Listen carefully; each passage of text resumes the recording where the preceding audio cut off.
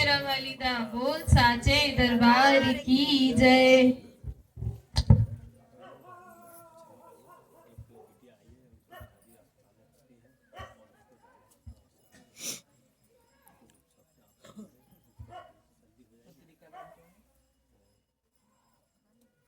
खड़े हुए वहीं पर। क्या नाम है आपका? दीक्षा। कहाँ से आई हो? बोतल लेके हैं? बूढ़ों से बोतल लाई बोतल।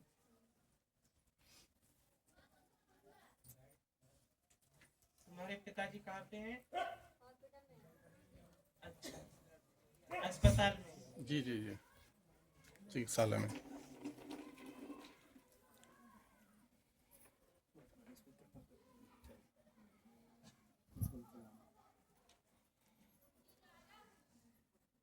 कोई बात नहीं, परेशान नहीं हो, अभी आराम लगवा दे रहे हैं।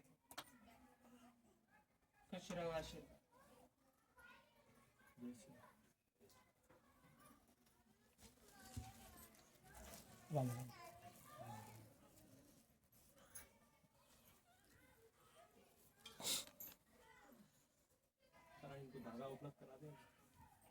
बिल्कुल, जो जो देने लायक सामग्री हो वो दीजिए। सारे बहुत ही एक पैकेट ले आना, छोटा वाला है। सभी भक्त ध्यान दें, हमारे दरबार का एक प्रसादी है। माता रानी ने कल ही प्रसादी जो है यहाँ पे सूची की है, तो बाहर प्रसाद मिल रहा है। अगर आपको किसी को भी लेना हो अभी तो बाहर किसी भी। जबकि अगर कहीं देवी विराजे तो जहाँ लंबा जीव निकालेंगे, जहाँ लड्डू धरेंगे और फोन कपट लेके जाएंगे। फोन निकालो। लेकिन मैं मिष्ठान का भोग नहीं लगाती क्योंकि मैं नियमों से बंधी हुई हूँ। आपका मिष्ठान दूर से देख के स्वीकार है, तो क्यों ना ऐसी व्याख्या में आप यहाँ का पवित्र प्रसाद यहाँ चढ़ाइए। बाहर से कोई प्रसाद मत लाइए, क्या पता कौन सा हलवाई क्या क्रिया करके अपने हाथों से गुंजे हुए से लड्डू बना रहा है, कौन सा फल वाला किन हाथों से कौन से जल से ना जाने उन पे छिड़काव करके साफ करके रख रहा है। इनको दे दो प्रसाद। तो ऐसी व्याख्या में मैंने यहाँ का प्रसाद नियुक्त कर दिया है।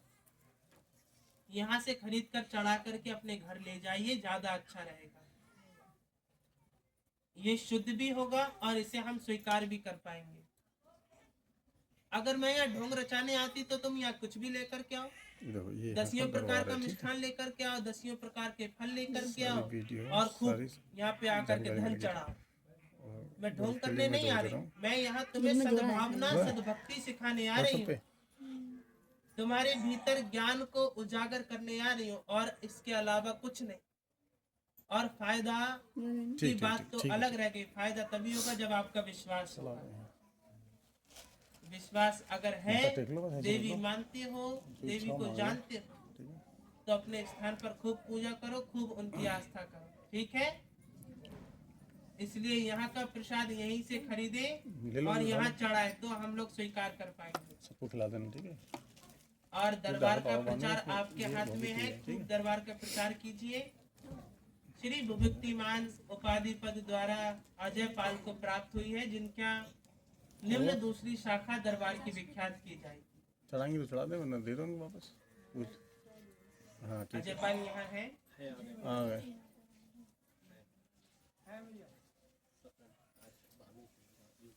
अच्छा अच्छा, हाँ।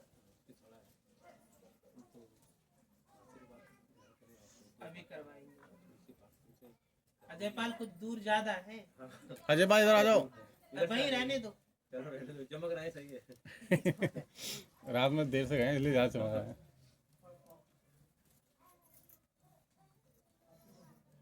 क्या मुख पे कड़ू तेल चिपल रहा हो, बड़े चमक रहे हैं। वो घी वाले हैं। घी वाले हैं। अच्छी बात है। दुग्ध, गाय के दुग्ध से बड़ा और क्या प्रक्रिया प्रसाद हो सकती है।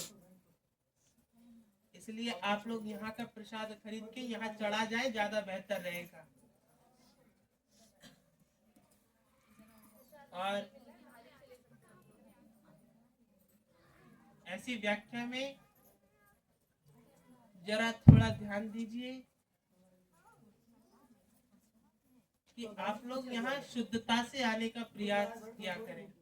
सप्ताह में कम से कम एक दिन स्नान दुस्नान करके ही आइएगा।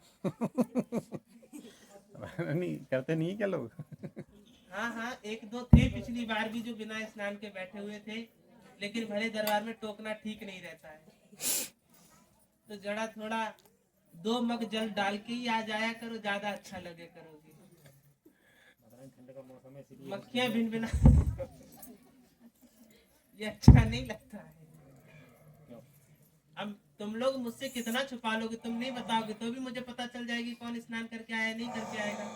वो तो भरी सभा में मैं अपमान नहीं करना चाहती हूँ, क्योंकि सबका सम्मान है, सबका खूब आदर है। इसलिए पूरे सप्ताह में एक दिन दरबार लगता है, ये भी नहीं कि रोज रोज लगे, तो स्नान दुस्नान करके ही आया करो। बगले में किसी को नहला दिया छीटा मार के वो नहीं लाते। बदले में मत नहला, बातों में मत आना इनकी। हाँ, बदले में भोजन कराया है ना, वो ज्यादा बेहतर है। हाँ ये तो पुण्य है। बदले में भोजन करा देना, किंतु स्नान स्वयं करके आना। अपना वेतन दे दो दूसरे को। अपनी संपत्ति भी दे दो दूसरे को, और वे दूसरे हम हैं। पता नहीं सभी आपका है। बस मैं तो कहती हूँ सब इतने इतने धनवान हो जाओ इस दरबार से, कि जब मैं किसी से कह दूं कि लाओ अपनी जेब खाली करो, वो कहे माता रानी आपका ही दिया है, ले कितने चाहिए। मैं कहूँ ना, अब नहीं चाहिए मुझे, क्योंकि मेरे पास खुद इतना हो जाए। क्योंकि मैं दरबार की धनराशि दरबार में ही प्रयोग कर रही हूँ। अभी तो यहाँ फरसा पड़ना बाकी है, ऊपर टीने पड़ना बाकी है, और वो व्याख्या और चल पड़ी कि माता रानी टीन से ज्यादा बढ़िया है कि छप्पर पड़वाओ। लिंटर। हाँ, क्या कहते हैं उसे? लिंटर। लिंटर। पता नहीं उसमें भी खर्चा होगा, फिर उसमें डबल खर्चा हो जाएगा, इसलिए एक बार में ही। एक बार में, ये तो बात ठीक कह रहे हैं कि टीनों से अच्छा इतना वेतन कौन देगा। यहाँ फायदा होने वाले मुकर जाते हैं। रात देवी ने बताया कि उसके ऊपर फालिश सही हुई, उन्होंने कहा हम दरबार लगाएंगे, दरबार लगाने में 50-60 हजार का खर्चा करने से अच्छा है तुम दान कर दो, या टीने पड़ जाएंगी। और कितनों को यहाँ से संतान प्राप्ति हुई है, उन्होंने आज तक ये तक नहीं कहा कि लाभ 25,000 रुपए माता के नाम पे दान करके ये कहते कि फरसा पड़वा ले। फायदा होने के बाद तो कोई मुंह दिखाना पसंद नहीं करता है। अब एक कितने संतानें आती हैं, अब मैं नाम नहीं लेना पसंद करूंगी, उनको पुत्र प्राप्ति हुए हैं, और उन्होंने आज तक ये भी नहीं कहा कि लाओ खुशी से 501 रुपए भी चढ़ा जाए। और मैं दरबार में किसी का अपमान करना नहीं चाहती हूँ, कि मुझे आपके आने के साथ साथ धन की भी आवश्यकता है, क्योंकि ये बहुत से काम बाकी हैं। अब तक दरबार में 20-21 पुत्र प्राप्त हो चुके हैं माता रानी। किसी ने 20,000 इकट्ठे नहीं दिए आज तक। नक्कटा अमीर इतने और देना नहीं चाहते हैं। बताइए, वो अस्पताल में पालिश वाली ठीक होती तो देती नहीं देती लाखों माता रानी वो आईसीयू से आई थी यहाँ पे। एम्बुलेंस में आई थी। एम्बुलेंस में आई बताइए, थी। और पहले जल में ही उसके सब कुछ ठीक कर गए, उसके बाद भी उसका विश्वास है, और खूब अमीर है। 4 वाहन है, 4 पहियों के, 3 जने 4 वाहन। और उसमें जिसमें 4-5 लोग ऐसे हैं जिनकी शादियां कोई संभव ही नहीं था कि शादी हो जाएगी। आप उनकी उनके शादी विवाह हुए हैं। विवाह हुए हैं। बताओ, हम जोड़ी बनवा रहे हैं और अब वो हमें कोड़ी ठहरा रहे हैं। और तुम्हारी नक्कटा चुड़िया पकड़ के ना फेंक के मारे। मैं तो कह रही हूँ यहाँ की 51 लाख सेना जिन जिन के फायदे हुए, जिनने मुंह मुकर लिए, उनके खूब तिगड़ी बिगड़ी करे जा करके। अरे माता रानी अभी समय दे दो, क्या पता लोग सुधर जाएं। 1 वर्ष हो गया उस बुढ़िया के ऊपर से फालिश उतरे हुए। 1 नहीं, 1.5 वर्ष। 1.5 वर्ष में 2 चक्कर मार के गई, और जब तक फायदा नहीं हुआ तब तक लगातार चक्कर लगाती रही। और कोई वैदिकरण नहीं हुआ, बिना वैदिकरण के केवल यहाँ के जल से ठीक हो गई। और आज तक बूढ़ों ने ये नहीं कहा कि उनके परिवार वालों ने लाओ इतना फायदा हुआ तो लाओ 11,000 रुपए की धनराशि दिया। जबकि जहाँ विवाह होता है उनका वो खुद का है ना, क्या कहते हैं उसे, बारात घर। इतना बड़ा बारात घर है उनके पास, उसके बाद भी दान देना नहीं जानते। इतने अमीर अमीर आते हैं, लेकिन अमीर लग रही हमसे ज्यादा गरीब है। अब इतनों को यहाँ संतान प्राप्त हुई, भानु गंगवार को हुई, और माता रानी बहुत लोग को ही है। अभी यहाँ प्रस्तुति ये है, और एक वो आए नहीं है बगैनिया से। वर्तमान में कितने हैं? भानु गंगवार और अभी प्रीति है। प्रीति है, हाँ आज आई है, कल बोला था। और वो बकैनिया। ये तीनों मुझे 25-25 हजार रुपए दरबार में भेंट करे, हमने पुत्र दिया है, हमें इतना भेंट करो, लाखों रुपए तुम उसमें खर्च कर सकते हो, मुझे यहाँ पे छप्पर और फर्श पड़वाना है। 1 लाख रुपए मैं दरबार में किसी के नाम से ले रही हूँ, क्योंकि मुझे काम करवाना है, मेरे भक्तों को समस्या हो रही है। जब सारा खर्चा करना जानते हो तो मैं भी अब अधिकार जताऊंगी, मुझे नहीं पता, कैसे भी करके दीजिए। 25 हजार रुपए आप अपने भ्राता और किसी के भी विवाह में खर्च कर सकते हैं, तो मैं बिना मांगे अब लूंगी। मैं जीवन भर नाम चलाने वाला जब पुत्र दे रही हूँ तो 25 हजार रुपए उसके आगे कुछ भी नहीं है। जब बैठो तो माताओं ये लगेगा कि मुझे भड़का रही हूँ। नहीं तो वो अपने आप बता देंगे, तुम्हें बताने की जरूरत क्या है? तुम्हें जरूरत नहीं है, क्यों बीच में टांग अड़ा रही हो? हमारे बीच में ना घुसो तो ज्यादा अच्छा रहेगा। कम से कम बोलने का प्रयास किया करो, खासकर मेरे सामने।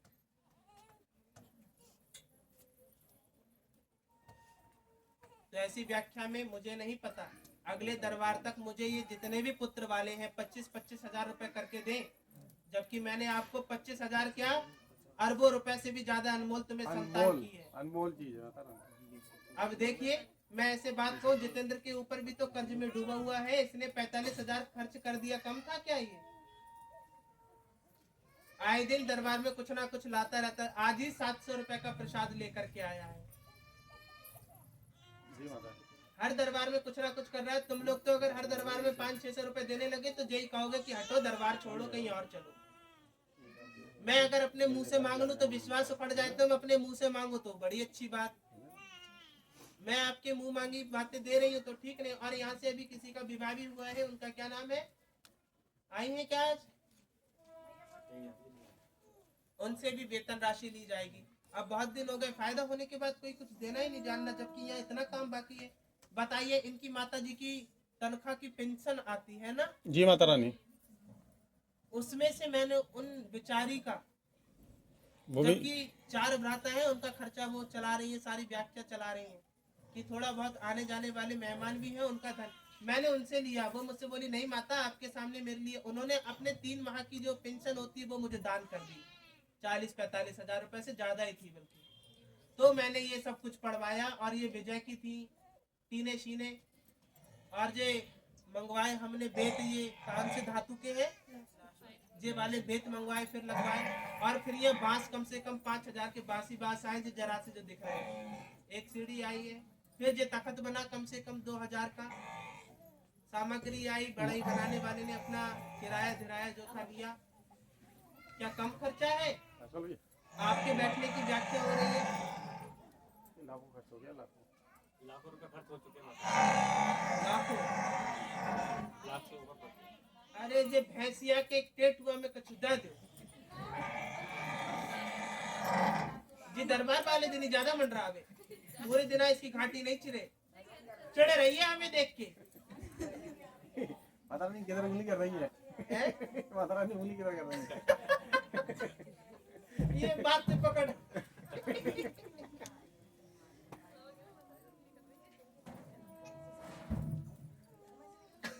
मैं समझ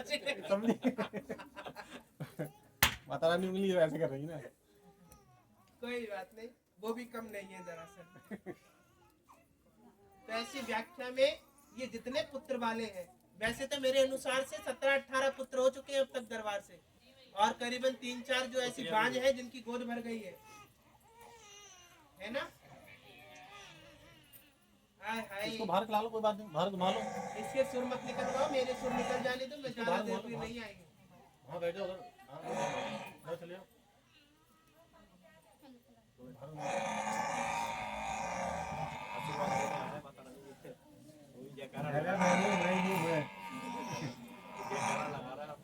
अरे मेरी यमराज की सहेली, चुप जाओ, हमें प्रवचन देने नहीं दो, हम ज्यादा देर के लिए नहीं विराजमान हुए। हम कोई यमराज की बहन थोड़ी है जो पुकार लगा। अच्छे भले सुंदर है, नहीं करुआ रिंटे हैं। चुप तो गई, बड़ी आज्ञाकारी है। अच्छा, तो समझ में आ गया उसके। देखिए मुलाकात ना कर ले तुमने। यहाँ की चारों बहुओं के साथ साथ यहाँ की भैंसियों में भी बड़े जोर है। चुप रहना कोई नहीं जानती है, एक को मुंह बंद कराया तो दूसरी टकराने लगी। टांग सबको अड़ानी है देवी के बीच। और प्रतिदिन विराजमान नहीं हो रही हूँ मैं तो नहीं इसकी घाटी चलेगी इस भैंस की। दरबार में मैं कम से कम 3 बार देख चुकी हूँ, धाए धाए धाए धाए लगी पड़ी रहती है। ऐसा तो नहीं कहीं तुम भक्तों का स्वागत कर रही हो, एक आंख को देख ले आ गई मेरे जैसी है जो बैठी। मैं किसी की निंदा नहीं कर रही, हंसी कर रही हूँ, बुरा नहीं मानना। बुरा नहीं हो सकता, कोई वचन मांग रही हो आपसे, है कोई वचन मांग रही हो आपसे। देखो एक बात मैं सही कहूँ तो पशु योनि की देवियां ही पशु की बातें समझ सकती हैं। शास्त्रों में भी लिखा है कि पशु भवते परा तरणी की पशु की भाषा पशु योग्य देवियां ही समझ सकती हैं। मैं तो एक देवी दासी हूँ, मैं इनकी भाषा नहीं समझ पा रही। मैं क्यों झूठ कह दूं कि वो ये कह रही है ये कह रही है। झूठ नहीं बोलूंगी क्योंकि गद्दी पर बैठी हुई हूँ, मुझे केवल उसका डकराना सुनाई दे रहा है। सत्य बोलूंगी, जो भी बोलूंगी मुझे कुछ समझ नहीं आया कि ये डकरा क्यों रही थी। और यही कोई अगर पशु योनि की देवी होती है, जैसे अश्विनी जी हो गई, हंस कृपा करने वाली सरस्वती हो गई, ये इन पशुओं की भाषा समझ सकती है। मुझे अभी इतना ज्ञान नहीं है कि मैं इनकी बातें समझ पाऊँ। देवी हूँ लेकिन देवी अपने कर्म से हूँ, विराजमान। तो ऐसी व्याख्या में मेरी व्याख्या ये कहती है कि जितने पुत्र वाले मुझे अगले दरबार में वेतन प्रस्तुत करवाएं, यहाँ का सरकारी कार्य क्या होना है, रजिस्ट्रेशन होना है। इसलिए मुझे वेतन चाहिए। फरसा तो पड़ता रहेगा आने वाले समय में। कुछ काम है बहुत जरूरी, जैसे ये हमारा एम्पलीफायर है, ये भी खराब हो चुका है, ये भी 20-25 हज़ार का मिलेगा। हाँ जो ढकना, जो बाजे नहीं बज रहे हैं यहाँ पे। तो मुझे ये प्रीति बकैनिया वाली जो है, क्या नाम है उनका, और ये इन तीनों को पुत्र प्राप्ति हुई है। तीनों ध्यान से सुन ले, 25-25 हज़ार मुझे कहीं से भी करके दे, ज्यादा बड़ी धनराशि नहीं है। अब ये बात एक समय को इनको खा तो जाएगी कि देवी होकर के मांग क्यों रही है। अच्छा तुमने मुझसे पुत्र मांगते हुए शर्म नहीं करी, तो मैं केवल 25 हज़ार मांग रही हूँ। मैं ये लाखों रुपए खर्च करने से अच्छा था कि मैं क्यों ना इनके घर में लाखों रुपए खर्च करवाती। दरबार आप लोगों के लिए बनवाया ना मैंने, ये कमाई करने के लिए दरबार नहीं बनवाया मैंने। साफ कह रही हूँ, व्यासपीठ पे झूठ नहीं बोल रही हूँ। ये दरबार मैंने कमाई करने के लिए नहीं बनवाया। ये दरबार मैंने इसलिए बनवाया है ताकि तुम्हें पाखंड से दूर कर सकूं, ये जूड़ा हिला के आने वाली देवियों से बचा सकूं। लोगों की समस्या समाप्त हो, जो कहें हाँ कि तुम्हारा निवारण हो और तुम संतुष्टि बनी रहे। थोड़ा समय जरूर लगे, बस तुम्हारे काम बनते रहे और तुम्हारा विश्वास बना रहे। इसलिए मैंने कमाई करने के लिए अगर ये दरबार बनवाया होता ना, तो कमाई करने का मैं वहां एक बैठालती और कहती हर किसी से यहाँ पे अंदर आने की राशि लो, कि एक मनुष्य के अंदर जाने की 100 रुपए। नहीं ना, आराम से आइए, आराम से बैठिए। मैं बहुत सहजवान देवी हूँ, ये ध्यान रखिएगा। भले ही कोई बड़ी शक्तिपीठ नहीं हूँ, लेकिन बात ना इधर की करूंगी और ना उधर की करूंगी। मेरा कर्तव्य है कि अगर मैं ही संतुष्ट नहीं हुई तो तुम्हें क्या संतुष्ट कर पाऊंगी। अरे इतना फायदा हो रहा है जगत के संसार में लोगों का, वह ढोंगी पाखंडियों को इतना इतना दे रहे हैं। अरे मैं तो देखती हूँ कि सोने की अंगूठियां तक पहना के चले जाते हैं जरा सा फायदा होने पर, और यह पुत्र प्राप्त होने के बाद ये भी नहीं कि लाख चांदी की पायलें ही भेंट कर दें। 1-1 लाख की भैंसियां गैया ले आती है, लेकिन ये नहीं कहेंगे कि लाओ 8-10 हज़ार की चांदी की बिछिए या कुछ माता रानी को पायले भेंट कर दी जाए। जबकि मैं तो मांगती नहीं, और अच्छे अच्छे दरबारों में मुंह से मांग लिया जाता है। कितनी जगह बोल जयकारा काली माई का, बोल क्या देगा तेरा फायदा होने के बाद। ऐसे ऐसे मांगते हैं भक्त जिनके ऊपर माता आती है। कितने के ऊपर तो जब माता आती है तो झोली फैला लेते हैं। हे राम, परमात्मा क्षमा करे, मैं किसी की निंदा नहीं कर रही, लेकिन मैं साफ बात कह रही हूँ कि ये ढोंग है। इस दरबार में हजारों रुपया आता है, मैंने आज तक कोई भी नोट ऐसे छूकर नहीं देखा, आज तक नहीं। क्योंकि वही नोट संसार में हर जगह घूम के आ रहा है, मृत्यु के ऊपर भी चढ़ रहा है, सबके ऊपर चढ़ रहा है। अगर मेरे हाथ में गलती से कोई नोट छू भी जाता है, मैं कम से कम 7 बार गंगा जल से पवित्र अर्पण करती हूँ। और जिसके ऊपर देवी आती है वो अपना बटुआ खोल खोल के बैठी रहती है। मैं धन नहीं छूती, ये मेरी पवित्रता है। ना मानो तो राजपाल से पूछ लो, क्या मैंने आज तक धन छुआ? बड़े दरबार में हजारों रुपए झोले में रखे होते हैं, मुकदर के साथ में मुकदर नहीं छूती हूँ तब तक जब तक वहां से वेतन हट नहीं जाता है।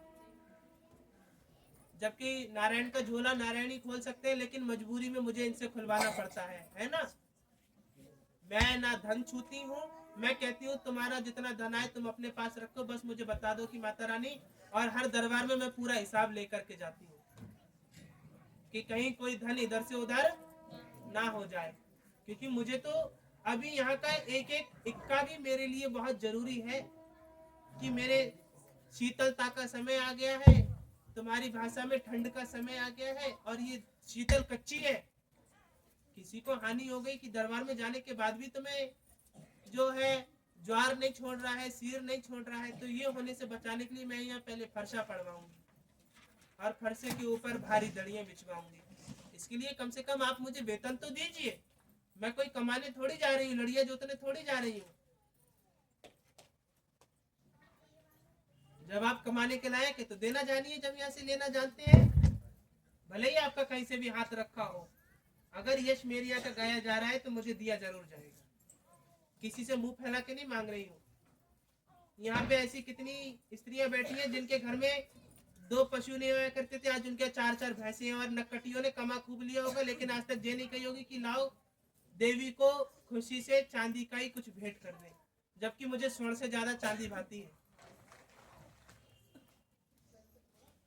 मैं इसलिए नहीं कहती हूँ कहीं तुम लोगों का विश्वास खंडित ना हो जाए, कहीं तुम्हारे लिए कोई गलत संदेश ना पहुंच जाए कि देवी अपने मुंह से मांग रही है। अदुपार कर देते हैं आप लोग। कब तक चुप बैठोगे? वहां लोग मांग मांग के ले जा रहे हैं और ये बिना मांगे नहीं दिया जा रहा है। अगर मैं मांगने बैठी तो मुझे लग रहा है यहाँ 10 लोग नहीं बैठे मिलेंगे, इतने कंजूस हैं आप लोग। अगर किसी सगे भ्राता की शादी हो, देवर की शादी हो, तो आप 4-4 लाख खर्च कर लेते हैं। यहाँ साक्षात देवी विराजमान हो, उसके लिए आप ये नहीं कहते कि ला चुनरी चढ़ा दे। मैं क्या लेके जाऊंगी अपने संग? कुछ क्षण के लिए विराजमान हूँ, सब यही का यही छोड़ के चली जाऊंगी। मैं चांदी की पायलें भी नहीं दे जाऊंगी। बात तब हो कि मैं अपने संग लेकर के जा रही हूँ कोई चीज। और इतनी भारी भारी ये चुनरियां 8-8-900 की मैंने ऐसे ऐसे दान करी है। मैं कुछ रखना नहीं जानती हूँ, अच्छे अच्छे दरबारों में इतना दान नहीं देती होगी। यहाँ पे आने वाला 56 भोग का प्रसाद मैं ऐसे लौटा देती हूँ, दे दो, मुझे नहीं चाहिए। सब भक्त खाएंगे तो ज्यादा अच्छा लगेगा, क्योंकि इन्हीं का है, इन्हीं में बट जाना चाहिए।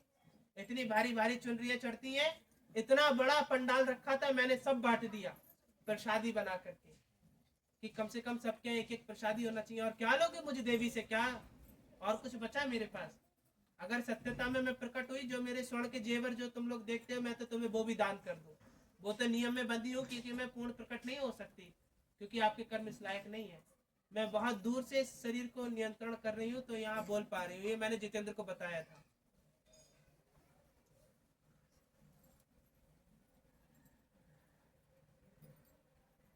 अरे मुंह से बोल करके जाते हैं माता रानी कृपा हो जाए, हम इतना चढ़ाएंगे, फिर बाद में उनका वो चढ़ावा कहाँ चढ़ा जाता है। मैंने तो आपसे नहीं बोला कि आप मुझे इतना चढ़ाओ। क्यों बोल के जाते हो अपने मुंह से जब करने लायक नहीं रहते हो? इसलिए मैं कहती हूँ कि बोलना उतना ही जितना कर पाओ, हद से ज्यादा उछलने का प्रयास कभी मत करना। माता रानी हमारे लिए फायदा हो जाए, इतना चढ़ाएंगे, मत चढ़ा। अरे पलट के दोबारा देखते नहीं, जगमोहन हो गए, आज तक दोबारा लौट के नहीं आए। और क्या तो नाम बताऊं मैं?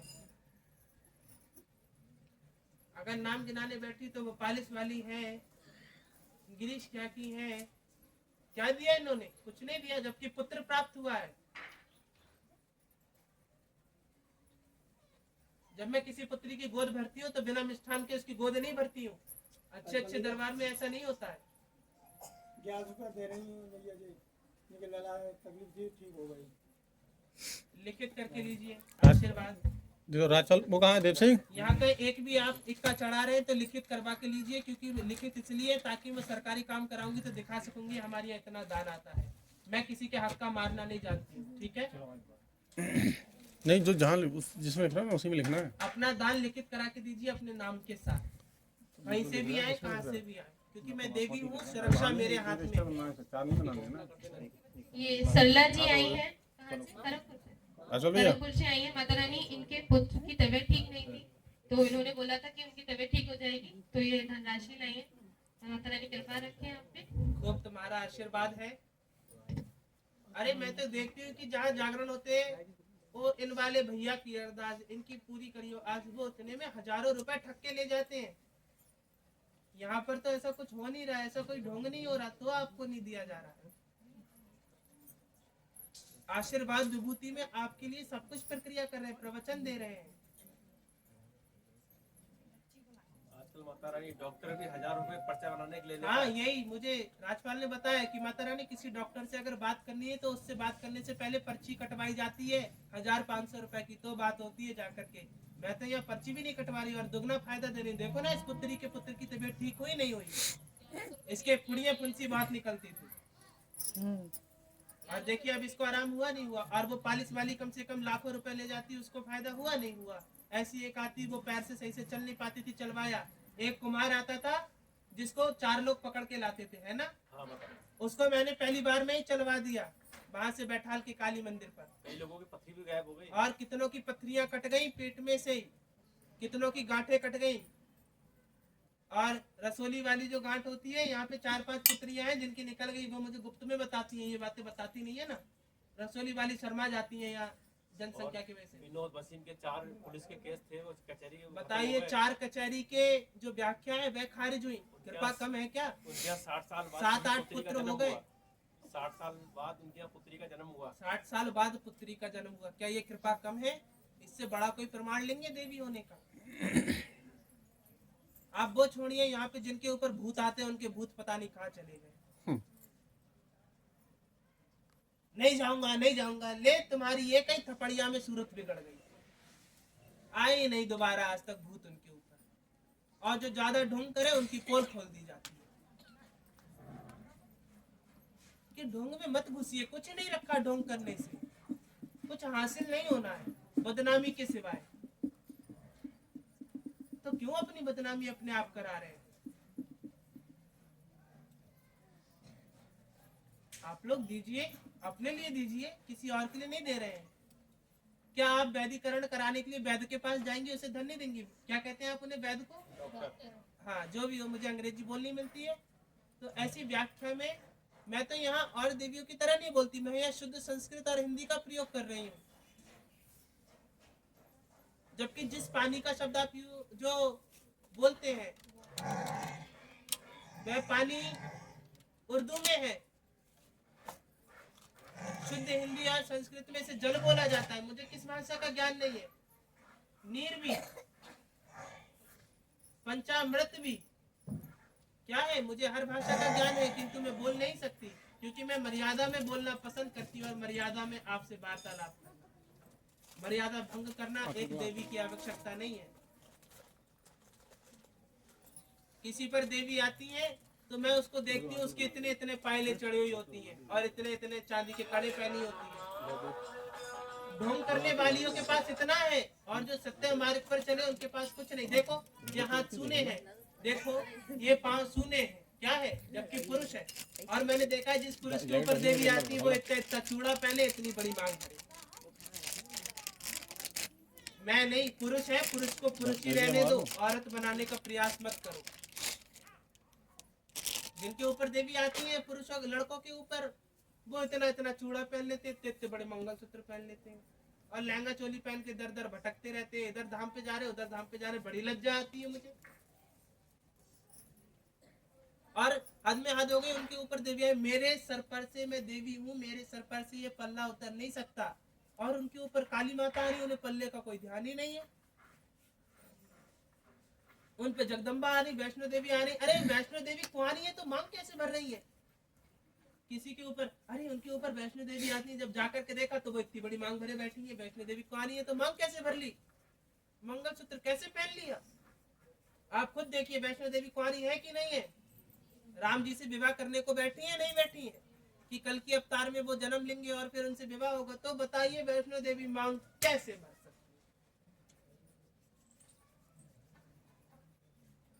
बड़ी अचंभित वाली बात है। तो मैं कहती हूँ किसी पर देवी है तो मेरे सामने निकल के आओ, मैं बताऊं कौन सी वैष्णो देवी कौन सी गुफा में छुपी बैठी। बड़ी गलत बात है कि कोई कुंवारी माता बनी फिर रही है कोई फलानी माता बनी फिर रही है। अरे मैं तो इस दरबार का नाम चलाती हूँ संत आज्ञाकारी संगम से, मैं तो ये भी नहीं कह रही कि देवी विराजमान हो रही है। कहीं लिखा क्या कि देवी आती है? केवल इतना लिखा है श्री संत आज्ञाकारी संगम दिव्य दरबार। इसका मतलब संतों की कृपा से चलने वाला ये दरबार है। क्या है? भगवान की कृपा से भी नहीं। किसकी कृपा से? क्योंकि मैंने तो अभी तक भगवान देखा ही नहीं। मुझे देवी ने नहीं देखा कि आप कहे माता रानी आप तो देवी है, भगवान नारायण को देखूंगी, शिव को देखूंगी, नहीं देखा मैंने। सत्य बोल रही हूँ, क्योंकि अभी मेरे कर्म इतने अच्छे नहीं हुए हैं। क्या नहीं हुए? अभी मेरा जप अधूरा है। अभी मेरी जो देही है, जो व्याख्या है, वह नष्ट हो गई है, किंतु मेरी आत्मा के भीतर का काल अभी भी नष्ट नहीं हुआ है। इसलिए मुझे विराजमान होना पड़ता है। और जिस दिन मुझे मुक्ति मिल गई, मुझे इस दरबार में विराजमान होने की आवश्यकता नहीं, फिर कोई और देवी समाने। मुझे अभी नारायण के दर्शन नहीं हुए, मुझे अभी शिव के दर्शन नहीं हुए, मुझे अभी इंद्र के भी दर्शन नहीं हुए, ना मुझे अभी ब्रह्मा के दर्शन हुए। अब जिनके ऊपर देवी आती है, कभी इनसे पूछ के देखना, क्या तुम्हें शिव के दर्शन हुए? हाउ हुए? कहाँ हुए? कैसे दिखते हैं शिव?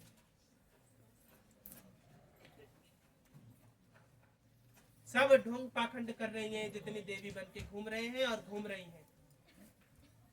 योगनी हो सकती है, प्रेत हो सकता है जो देवी बन के खेल रहा हो, किंतु मैं देवी को देवी नहीं मानती। अरे देवी है तो अच्छे वचन देके अपने भक्तों को संतुष्ट करे ना, खेल कूद करके उसे डरा क्यों रही है? इतनी लंबी जीव निकाल करके उसे डराने से अच्छा है कि इस जीव को नियंत्रण में रख के अच्छे वचन कह लिए जाए, वो ज्यादा खुश होगा। कि किसी के मैं तुम्हारी कुल देवी, अच्छा नमस्कार है, तो कुल देवी की तो व्याख्या चलती है, कुल देवी को पूजा दी जाती है, लेकिन किसी के ऊपर काले देवता, पीले देवता, अरे किसी का जटाई पूज रहे हैं, मैं किसी देवता को नहीं मानती।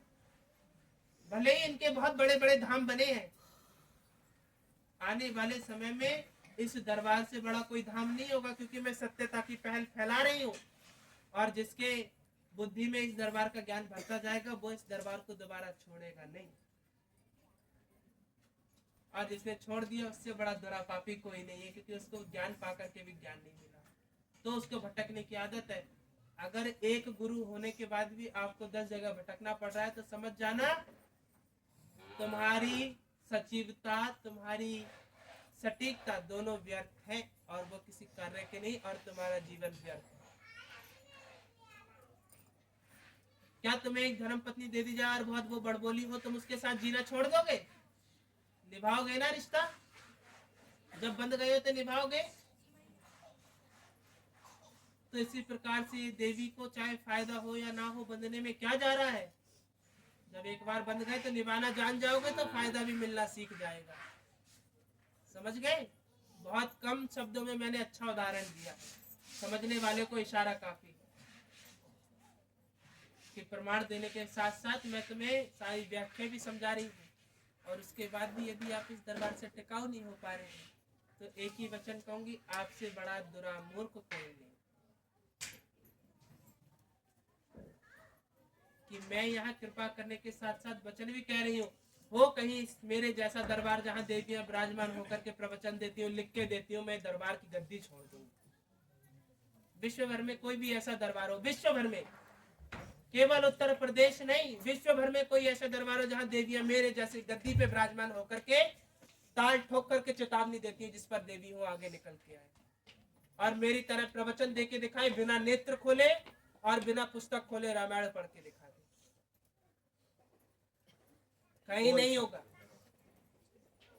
प्रमाण देती हूँ, मैंने खुद देखा है, यहाँ पे विराजमान होने वाली देवियों के नेत्र बंद होते थे, किंतु रामायण का पाठ सुनाती थी, बैठ करके रामायण खुली होती थी, और उनका अर्थ भी बताती। इससे बड़ा चमत्कार और क्या लेंगे? आप चमत्कार को नमस्कार करते हैं, चमत्कार कुछ नहीं है परमात्मा की शरणागति के आगे, चमत्कार थू है। नमस्कार कीजिए केवल परमात्मा की शरणागति को, ना कि चमत्कार को। दिखावे में मत जाइए। मैंने बताया ना कि चमत्कार करना कोई ज्यादा बड़ी बात नहीं, किंतु अच्छे प्रवचन करना ज्यादा बड़ी बात है। अगर कोई गुरु भी अपनी व्यास पीठ पे बैठ के प्रवचन देता है ना, तो उसके समक्ष कितनी किताबें खुली रखी होती हैं, कितने पुराण खुले रखे होते हैं, तब उन्हें देख देख करके वो वचन कहता है जय जय जय